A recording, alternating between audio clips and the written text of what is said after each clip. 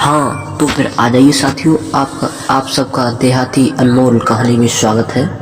आपके सामने एक कहानी लेकर आ रहे हैं, विश्वासघात राजा रानी की कहानी। तो आइए मेरे दोस्तों। सालों पहले लखनपुर नाम के राज्य में भीमा नाम के राजा का शासन हुआ करता था। वह बहुत महत्वाकांक्षी था और अपनी प्रजा से बहुत प्यार करता था। उनके राज्य में चारों ओर खुशहाली थी, लेकिन राजा रानी खुद बहुत हमेशा दुखी रहते थे। उनके पास धन दौलत शोहरत सब कुछ था, लेकिन उनकी संतान ना थी। संतान पाने के लिए राजा और रानी पूजा पाठ जब तक सब करके देख चुके थे, लेकिन कोई फायदा नहीं हुआ। तो मेरे प्यारे दोस्तों, एक दिन महर्षि के कहने पर राजा ने महायज्ञ कराने का फैसला किया। यज्ञ और भगवान के प्रताप के राजा को एक बहुत सुंदर कन्या की प्राप्ति हुई। राजा रानी के साथ पूरी प्रजा खुशी से झूमने लगी। राज्य में चारों तरफ खुशी का माहौल छा गया। राजा ने सारे नगर में वासियों को पिता बनने की खुशी में भोज और आमंत्रित किया। धीरे धीरे समय बीतने लगा। राजकुमारी बड़ी होने लगी। वह काफी सुंदर और गुणवान थी। राजा रानी उसे देखकर ही खुश रहने लगे, लेकिन एक दिन उनकी खुशी को मानो जैसे नजर लग गई। राजकुमारी बीमार पड़ गई। बड़े बड़े वैद्य नीम हकीम सब इलाज में जुटे, लेकिन मेरे प्यारे दोस्तों कोई फायदा नहीं हुआ। दिन प्रतिदिन राजकुमारी की हालात बिगड़ती जा रही थी और मेरे दोस्तों राजकुमारी के ऊपर कोई दवा असर नहीं कर रही थी। राजा को लगने लगा कि एक बार फिर निसंतान हो जाएंगे। एक दिन दूर देश से एक वैद्य राजा के महल पहुंचा। देखने में वह अजीब सा था और उसने ठीक तरह से कपड़े भी नहीं पहने हुए थे, जिस वजह से सैनिकों ने उसे राजमहल में प्रवेश करने से रोक दिया। वैद्य ने राजा से एक बार मिलने की बहुत गुजारिश करते हुए कहा कि मैं राजकुमारी को ठीक कर सकता हूँ, लेकिन किसी ने उसकी बात पर यकीन नहीं किया। तो मेरे प्यारे साथियों, सैनिक उस वैद्य को राजा के पास लेकर गए। वैद्य ने सबसे पहले राजा को अपना परिचय दिया और कहा कि मैं आपकी बेटी को ठीक कर सकता हूँ। तो मेरे प्यारे साथियों, राजा उसकी बात सुनकर प्रसन्न हुआ, लेकिन उसका रहन सहन देखकर राजा ने भी उस पर यकीन नहीं किया। उधर राजकुमारी की तबीयत दिन प्रतिदिन खराब होती जा रही थी। तो मेरे प्यारे दोस्तों, इसीलिए राजा किसी वैद्य पर यकीन नहीं कर पा रहे थे, लेकिन उस वैद्य का आत्मविश्वास देखकर राजा ने उसे एक मौका देने का फैसला किया। तो मेरे प्यारे साथियों, राजा ने वैद्य को बोला कि अगर राजकुमारी ठीक नहीं हुई तो अंजाम भुगतने के लिए तैयार रहना। इस पर वैद्य ने बोला ठीक है, लेकिन अगर राजकुमारी ठीक हो गई तो मुझे क्या मिलेगा? तो मेरे प्यारे साथियों, राजा ने कहा जो मांगोगे वही मिलेगा।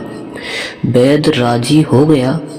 राजा खुद उस वैद्य को लेकर राजकुमारी के पास गया। राजकुमारी बिस्तर पर बेजान सी लेटी हुई थी। ऐसा लग रहा था जैसे किसी ने उसका सारा नूर निकाल लिया हो। चेहरा दर्द में डूबा पीला पड़ रहा था। वैद्य राजकुमारी के करीब पहुंचा और नब्ज टटोलने लगा। फिर उसने थैले से जड़ी बूटियों से तैयार दवा की पुड़ियाँ निकाली और राजकुमारी के मुंह में डाल दी। तो मेरे प्यारे साथियों, वैद्य ने राजा और रानी से बोला कि आपकी बेटी जल्दी ठीक हो जाएगी। वैद्य की बात सुनकर राजा रानी के मन में बेटी के ठीक होने की एक उम्मीद की किरण जाग उठी। ऐसे ही इलाज करते हुए 2 महीने बीत गए। धीरे धीरे राजकुमारी की हालत में सुधार होने लगा। उसके चेहरे की चमक लौटने लगी, राजा रानी के चेहरे की खुशी में झलकने लगी। एक दिन वैद्य ने राजा से कहा, महाराज, राजकुमारी अब ठीक हो गई है, ये 1 महीने की पुड़िया बनाकर दे रहा हूँ, इसे समय पर राजकुमारी को देते रहना। इसके बाद राजकुमारी पूरी तरह स्वस्थ हो जाएगी, यह बीमारी द्वारा उनके पास भी नहीं भटकेगी। अगले दिन राजा ने वैद्य को अपने पास बुलाया और कहा कि वादे के मुताबिक मैं तुम्हें अब तुम्हारा इनाम देना चाहता हूँ, बताओ तुम्हें क्या चाहिए। वैद्य बोला, सोच लीजिए राजा जी, आप अपने वादे पर कायम रह पाएंगे। राजा ने बोला, तुमने मेरी बेटी को स्वस्थ किया है, बोलो क्या मांगते हो। वैद्य ने मुस्कुराते हुए कहा, आपका आधा राज्य और बेटी का हाथ। इतना सुनते ही राजा आग बबूला हो गया। उसने कड़कते हुए कहा, तुम होश में हो तो? अगर तुमने मेरी बेटी के प्राणों की रक्षा ना की होती तो तुम अब तक यमलोक पहुंच गए होते। उसने सैनिकों को आदेश दिया कि इसे राज्य से बाहर निकाल दिया जाए। वैद्य कुटिलता से मुस्कुराते हुए वहां से चला गया। इस घटना के कुछ दिन ही बाद बीते थे कि एक दिन फिर राजकुमारी की हालत बिगड़ गई। उसका शरीर नीला पड़ गया। आनंद फागन में राजवैद्य को बुलाया गया। राजवैद्य ने बताया कि राजकुमारी को जहर दिया गया है, इसका तोड़ किसी के पास नहीं है। कुछ देर बाद राजकुमारी ने दम तोड़ दिया। पूरे राज्य में मातम छा गया। राजा रानी शोक में डूब गए। छानबीन में पता चला कि वैद्य ने राजकुमारी को 1 महीने खाने के लिए जो पुड़िया दी थी, उनमें से एक पुड़िया में जहर था।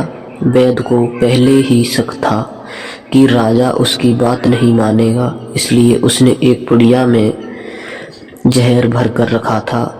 उसने सोचा कि अगर राजा शादी के लिए मान जाता है तो वह जहर वाली पुड़िया हटा देगा, लेकिन अगर नहीं माना तो इसकी सजा राजकुमारी को भुगतनी होगी। वैद्य की चाल कामयाब हो गई। तो मेरे प्यारे साथियों, कहानी से आपके लिए क्या सीख मिली? अगर किसी से कोई वादा किया है तो उसे पूरा जरूर करना चाहिए। तो मेरे प्यारे साथियों, अपनी राय कमेंट बॉक्स में जरूर दें, जो भी राय मिली हो।